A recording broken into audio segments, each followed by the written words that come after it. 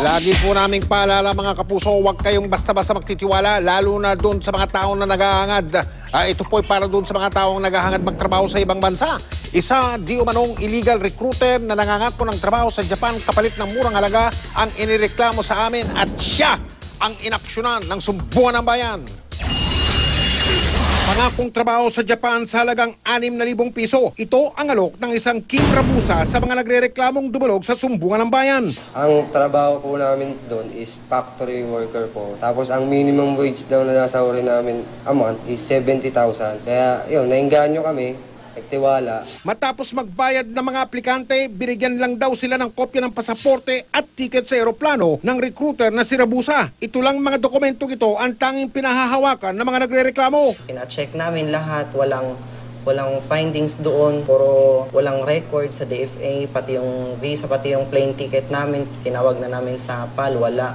Ang paglabag ni Kim Rabusa kinumpirma mismo ng Sumbungan ng Bayan sa Philippine Overseas Employment Administration o POEA. So, illegal ba yung ginawa sa kanila?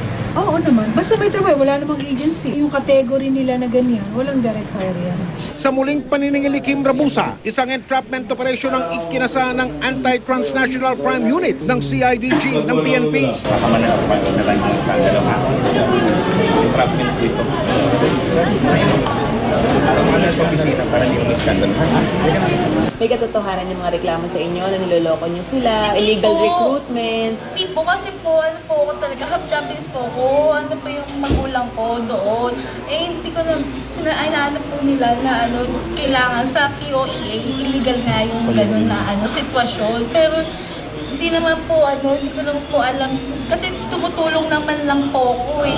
Patong-patong na kaso ang isinampa laban kay Rabusa. Yung papel natin na kaso dito kay Kim Rabusa, yung Republic Act 8042, yung Migrant Workers Act natin, as amended by Republic Act 10022, at saka yung sa kaso ng ISTAPA.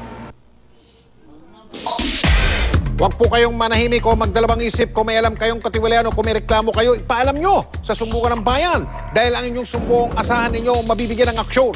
Sa mga tiwali dyan, sa mga kawatan at sa mga mapagsamantala, ito ang inyong tatandaan. Huwag niyong kalilimutan. Hindi namin kayo tatantanan.